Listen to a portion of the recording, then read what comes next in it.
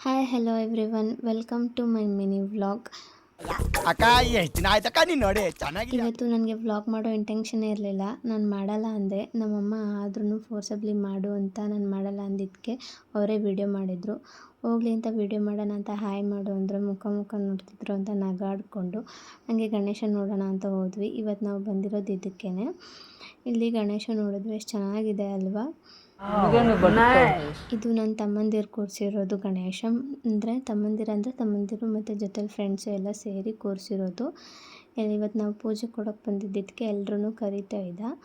ಹಂಗೇ ಪೂಜೆ ಎಲ್ಲ ಮಾಡ್ಕೊಂಡು ಮಂಗಳಾರತಿ ಎಲ್ಲ ತಗೊಂಡು ಅವ್ರ ಫ್ರೆಂಡ್ಸ್ ಕೂರಿಸಿದ್ದು ಗಣೇಶನೆಲ್ಲ ನೋಡಿಕೊಂಡು ಚೆನ್ನಾಗಿತ್ತು ಅಂತ ಸೈಡಿಂದ ತೆಗಿತಿದ್ದೆ. ನೋಡಿ ಗಣೇಶನ ಕಣ್ಣು ಎಷ್ಟು ಚೆನ್ನಾಗಿದೆ ಅಲ್ವಾ.